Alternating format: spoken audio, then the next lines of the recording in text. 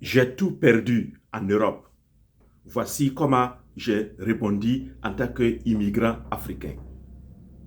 Je suis arrivé en Europe avec des rêves, mais en 2 ans, j'avais tout perdu. L'argent, la stabilité, mes repères, mes certitudes et même ma confiance en soi. Et si tu es immigrant africain ou couple immigrant africain vivant dans la diaspora, ce que je vais te dire aujourd'hui peut t'éviter de vivre la même chose ou t'aider même à te relever le plus tôt. Reste jusqu'au bout. Quand je suis arrivé en Europe, je pensais que tout allait s'arranger automatiquement, que travailler dur suffisait, que l'Europe était la solution, mais la réalité m'a rattrapé inévitablement. La pression financière, les obligations envers la famille, le manque de repères et petit à petit, tout s'est effondré, cher ami. Je faisais des efforts pour paraître bien, oui, mais rien ne changeait dans ma vie. Je jouais le jeu de l'homme fort, mais j'étais bloqué. Parce qu'on dit en Afrique, un homme ne pleure pas. Mais en réalité, j'étais bloqué. Je voulais changer ma situation, mais je me retrouvais comme devant un mur infranchissable. Et cela me rappelait toujours Moïse et le peuple d'Israël devant la mer Rouge. Quoi faire? Comment faire? Où aller? On se retrouve sans moyens. Bienvenue à EFATA, l'école des familles et de la réussite en diaspora. Quel a été le point de bascule? Un jour, j'ai compris quelque chose de simple, mais de réellement puissant. Ce n'est pas seulement ma situation que je devrais changer, mais c'était surtout ma façon de penser, ma stratégie et mon environnement. C'est là que tout a commencé à changer dans ma vie. J'ai certes commis des erreurs et j'ai appris de ces erreurs-là. Et ces erreurs m'ont permis de rebondir pour mettre un plan en place ou des plans, 3 plans que je vais te présenter. Il y a 4 types d'erreurs que j'ai commises. D'abord, une erreur mentale. Croire que l'Europe était la solution automatique. Deuxième erreur, l'erreur financière. Envoyer tout l'argent en Afrique sans se stabiliser en Europe. Troisième erreur, c'est une erreur stratégique. N'est pas planifié. J'improvisais toujours. Et enfin, quatrième erreur, c'est l'erreur sociale, c'est-à-dire l'isolement, manque de réseau. Alors, à partir de ces 4 erreurs-là, j'ai réfléchi. Comment faire pour rebondir? Comment faire pour ne pas rester dans la perte? Et j'ai trouvé 4 plans, 3 plans plutôt, que je m'avais te présenter aujourd'hui dans cette vidéo. Reste jusqu'au bout. Et avant de continuer, mettez des j'aime, mettez des j'aime, mettez des j'aime et partage cette vidéo car tu pourrais être un canal de bénédiction pour un immigrant africain ou un couple immigrant africain vivant en Europe, aux États-Unis, au Canada ou en Australie. Quels ont été les plans que j'ai mis en place pour pouvoir rebondir comme il se devait? Le premier plan que j'ai mis en place, c'est ouvrir mon paradigme. Ah, de quoi s'agit-il? Le plus grand piège quand tu arrives en Europe, ce n'est pas le racisme, ni le manque d'argent. C'est ta façon de penser. Oui, je répète ça, c'est ta façon de penser. D'abord, de quoi s'agit-il concrètement? Les gens arrivent parfois avec une mentalité limitée. Quand beaucoup d'immigrants africains ou de couples immigrants africains arrivent en Europe, aux États-Unis comme au Canada, ils ont un plan simple. Trouver du travail, envoyer de l'argent au pays, survivre et puis recommencer encore le cercle vicieux. Et sur le papier, cela semble vraiment responsable. Oui, et les gens en sont fiers.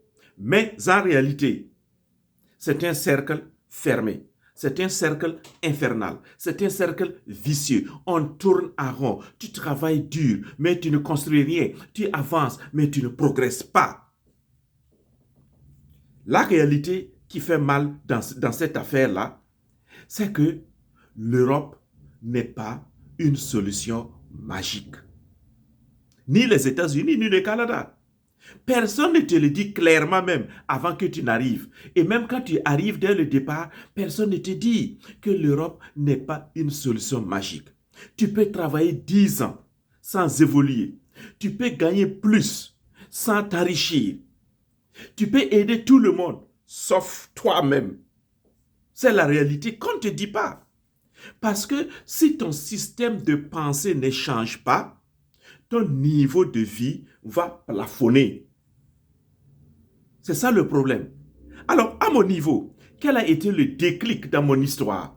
J'ai dû comprendre que le problème, ce n'était pas seulement l'environnement dans lequel je vivais, mais le problème, c'est mon paradigme.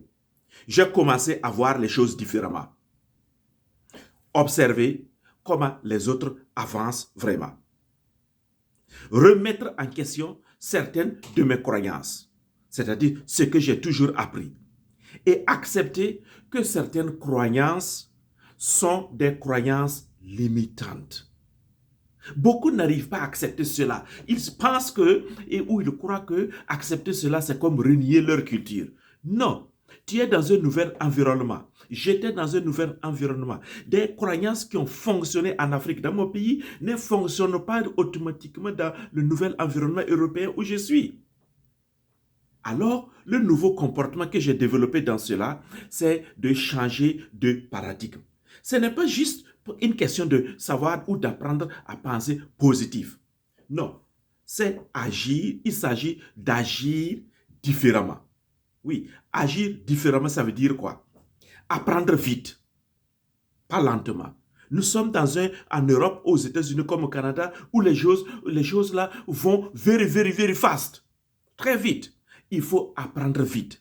Il faut sortir de sa zone de confort. Donc, apprendre à parler, par exemple, en public, même si c'est mal au début. Apprendre à interagir avec de nouvelles personnes. Entrer dans des milieux où je ne me sens pas. Oui, ou même je ne me sens pas à ma place. Mais je suis là quand même. C'est ça, changer de paradigme aussi. Avoir cette audace-là de rentrer dans ce milieu et tu te dis, mais est-ce que c'est ma place vraiment? Mais tu vas te rendre compte que petit à petit, c'est ta place. Et quand tu es dans ce nouveau milieu, tu poses des questions. Même si tu te sens inférieur, ce n'est pas un problème. Oui, tu arrêtes de vouloir vivre ou survivre. Mais tu vis réellement. Et ce changement de paradigme-là, lorsque je l'ai découvert, lorsque je l'ai mis en opération dans ma vie, il y a eu un vrai déclic. Parce que tant que ton mindset ne change pas réellement, les résultats ne vont pas changer dans ta vie. Tant que ton mindset ne change pas, tant que ton paradigme ne change pas, tant que tu ne fais pas les choses différemment, en des endroits différents, avec de nouvelles personnes différentes, tu ne vas pas produire des résultats probants et positifs. Tu peux changer de pays, quitter l'Afrique, ton pays, et la Côte d'Ivoire, le Burkina, le Bénin, ou le Niger, ou le Mali, pour aller en Europe. Mais si tu gardes le même paradigme, c'est-à-dire la même façon de fonctionner, la même façon de penser, la même façon de croire, la même façon d'agir, tu es en train de recréer la même vie de l'Afrique ailleurs dans un nouvel environnement. Or, tu as quitté l'Afrique, c'est pour avoir une vie meilleure, c'est pour avoir un changement de vie positif. Mais pourquoi tu veux transposer ce que tu vivais en Afrique là dans ce nouvel environnement de l'Europe? Changer de paradigme a été mon premier plan. Le vrai départ, pour moi, ce n'est pas l'avion. C'est ce que j'ai compris. Le vrai départ pour moi, ce n'était pas prendre l'avion pour quitter mon pays et aller en Europe. Le vrai départ pour moi, c'était le moment où j'ai décidé de penser autrement et différemment dans ce nouveau milieu. Oui, voici la réalité que j'ai vécue. Et si tu veux, tu as des problèmes pour comprendre ton paradigme, tu as des problèmes pour changer ton paradigme, mon numéro WhatsApp est dans la barre de description. Mon email aussi est dans la barre de description. Tu peux me contacter et nous allons échanger ensemble. Le deuxième plan que j'ai mis en place pour pouvoir rebondir après avoir tout perdu au bout de 2 ans, le deuxième plan, c'est de découvrir mes forces. Oui, écoutez ça bien. Nous avons été modelés, nous avons été éduqués à voir nos faiblesses et les faiblesses des autres, les limites, mes limites et les limites des autres. Ce qui ne va pas chez moi ou ce qui ne va pas chez les autres. Nous avons été calibrés à voir cela. Mais si tu continues de fonctionner de cette manière, ta vie ne changera pas. Oui, tu es en train de fonctionner sur ce qui est faible. Et là, j'ai découvert mes forces. Le problème de beaucoup d'immigrants africains ou de couples immigrants africains, ce n'est pas qu'ils n'ont rien. C'est qu'ils ne savent pas ce qu'ils ont. Cela me rappelle l'histoire encore de Moïse que j'évoquais avant là. Quand Moïse était en face de la mer Rouge et avec le peuple d'Israël, ils ont crié, parlé là vers Yahvé. Yahvé a demandé à Moïse, qu'as-tu entre les mains? Qu'as-tu entre les mains? Oui, beaucoup ne savent pas ce qu'ils ont entre les mains, même si c'est peu comme ça. Moïse n'avait qu'un bâton de berger, un simple bâton de berger comme ça. Mais c'est ce que Dieu a vu. Toi, qu'as-tu entre les mains? Donc j'ai découvert, j'ai appris à découvrir ce que j'avais entre les mains. Le piège classique que beaucoup de couples immigrants ou d'immigrants africains, c'est que quand ils arrivent en Europe, ils rentrent dans un mode survie. Ils prennent n'importe quel travail, oui, ils acceptent n'importe quelle condition de vie et ils veulent faire comme tout le monde. Tu n'es pas monsieur tout le monde, tu n'es pas madame tout le monde. Il faut le savoir. Tu es toi, béni par Dieu, créé par Dieu à son image et à sa ressemblance. Et tu n'as pas un deuxième comme toi. C'est toi l'unique sur cette terre-là. Oui. Et j'ai appris à découvrir cela. Et j'ai voulu éviter ce piège classique-là. Accepter n'importe quelle condition de vie. Non! J'ai vu des gens vivre dans des situations désastreuses, dans des chambres 5, 10, dans une petite chambre, parce qu'ils se disent, oui, je vais économiser. Ça, c'est un esprit de pénurie, une mentalité de pénurie, une mentalité de pauvreté, une mentalité de manque. Pendant que tu travailles, tu fais même 2 boulots et tu te fais de l'argent et tu vas accepter toutes ces conditions-là. On n'accepte pas toutes les conditions, on ne vit pas n'importe comment. Et sans t'en rendre compte, si tu restes dans ce piège-là, et classique-là, tu deviens interchangeable. Ça veut dire qu'on peut te mettre partout. Tu es pêle-mêle quoi. Tu fais ce que tout le monde fait, donc tu obtiens ce que tout le monde obtient. Vous avez les mêmes résultats. Parce que tu n'es pas toi. Où est ton originalité? Où est ta spécificité? Pour produire des résultats probants et clairs en fonction de ce que tu es. Découvrir ses forces. J'ai découvert mes forces. Et l'erreur invisible, moi aussi, je faisais cette erreur-là. Oui, je faisais cette erreur quand je suis arrivé en Europe. Je courais partout, essayais plusieurs choses. Oui, on court comme un diablotin. Changer d'idée tout le temps. Oui, lorsque j'entendais parler de tel boulot là-bas et je vois que ça paie bien et pour moi c'était peut-être à $17 et je vois là-bas ça paie $18, boum, je veux démissionner ici et je veux aller là-bas. Ah, j'entends parler de telle ville là et que telle ville là, dans telle ville la vie est bien là-bas. Ouh, je vais déménager pour aménager là-bas. Oui, c'est ça, essayer plusieurs choses et changer d'idée tout le temps comme un enfant. Suivre ce que les autres disent, suivre ce que les autres font. J'ai oublié ma personne, j'avais oublié ma personnalité. Ça, c'est l'erreur que la majorité des immigrants africains et de couples immigrants africains font. Mais je ne me posais jamais les vraies questions. Voilà, je ne me posais jamais les vraies questions. Qu'est-ce que je sais faire mieux que la moyenne des gens? Qu'est-ce que je sais faire mieux que la moyenne des gens? Qu'est-ce que les gens viennent naturellement me demander? Ah, quand je commence à poser ces questions, je suis en train de découvrir mes forces. Oui, où est-ce que je crée déjà de la valeur sans forcer? Par exemple, parler en public. Ça, j'ai découvert ça, que c'était une de mes forces. Résoudre les problèmes, c'est une de mes forces. Je l'ai découvert très tôt. Oui, écouter les autres, accompagner les autres, c'est une de mes forces. Alors, lorsque tu as découvert mes forces, et je ne me contentais plus de faire beaucoup d'efforts, mais j'avais plus d'impact. Vous vous rendez compte? Alors, le déclic, c'est quoi? Un jour, le jour où j'ai changé, ce n'est pas que j'ai travaillé plus. Non, j'ai juste découvert mes forces et on travaille peu pour plus d'impact. Quand tu n'as pas découvert tes forces, tu soulèves beaucoup de terre pour peu d'or. Ça veut dire que tu travailles, tu fais beaucoup d'efforts, mais pour peu de résultats. Soulever beaucoup de terre, de poussière, mais les résultats sont minces. C'est quand j'ai commencé à observer mes facilités naturelles, mes expériences passées, même en Afrique, les compétences que j'avais acquises et intégrées, ou même des compétences que j'avais oubliées. C'est quand j'ai commencé à observer tout cela là, j'ai compris que je n'étais pas vide. J'étais simplement mal orienté.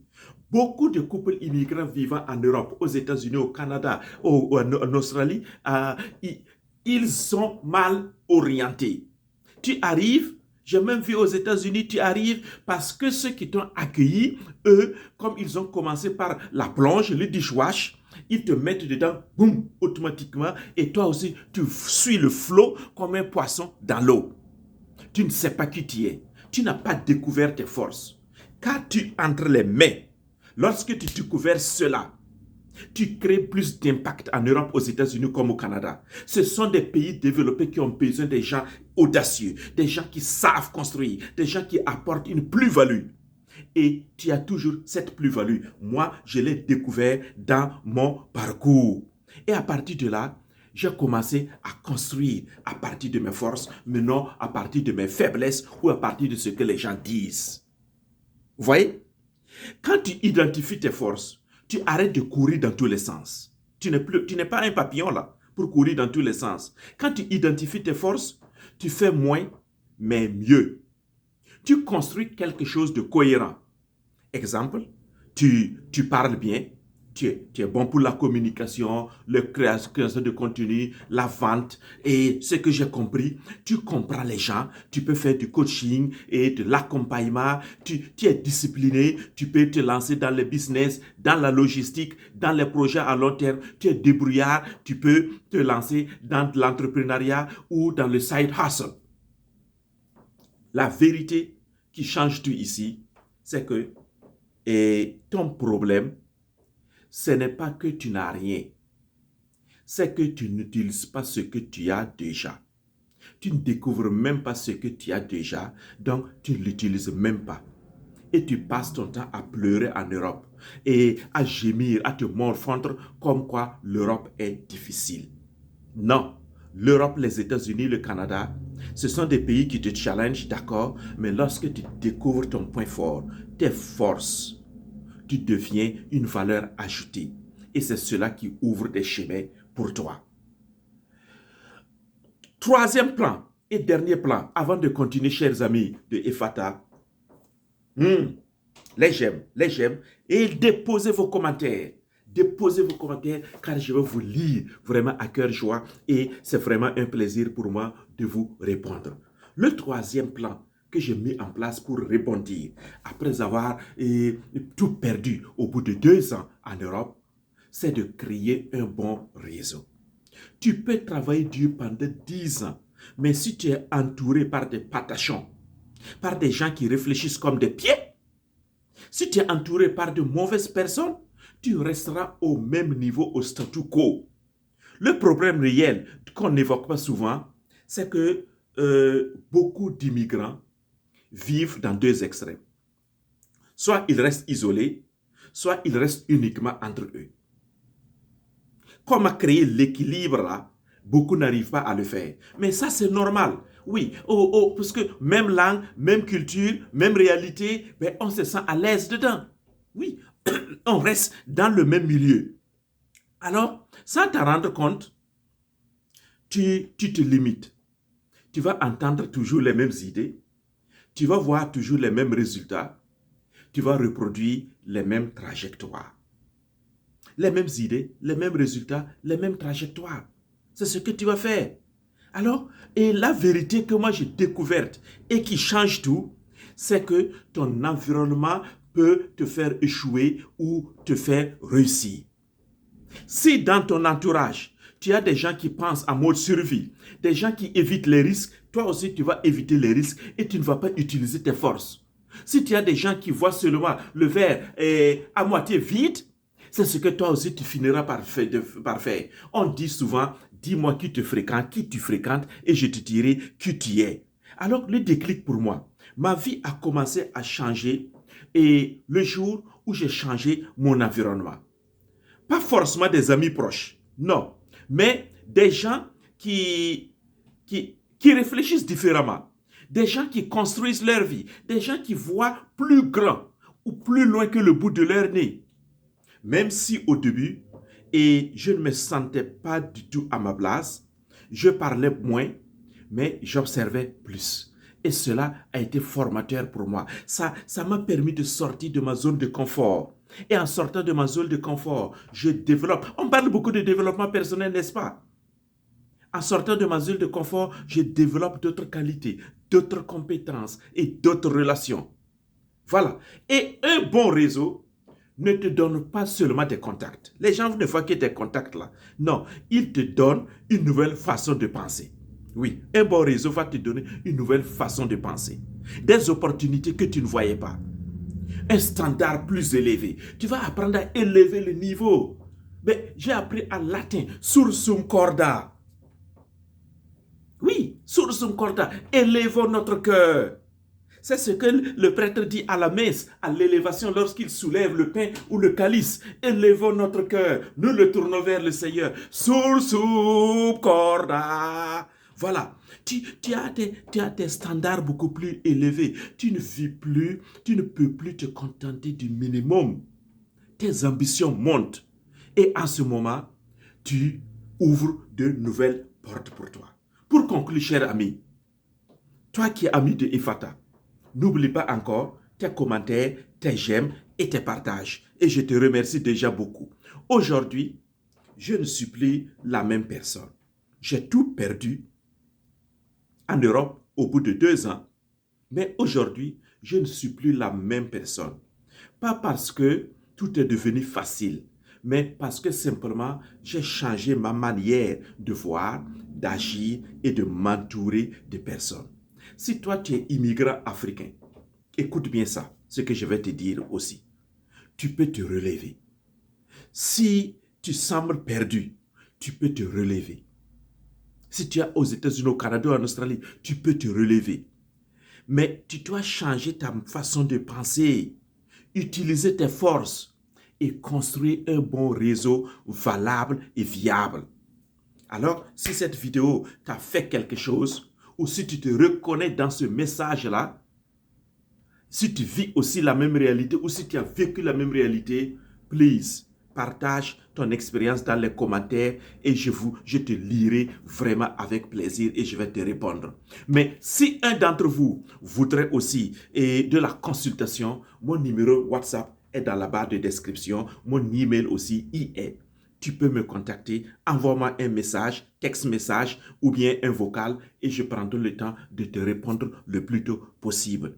Si tu as des questions, si tu veux que nous échangeons ou si tu veux vraiment une consultation et un accompagnement, je suis là pour un accompagnement pour construire ton réseau, un accompagnement pour changer ton paradigme, un accompagnement pour découvrir tes forces. Oui, c'est d'ailleurs le sens du mot Ephata, ouvre-toi.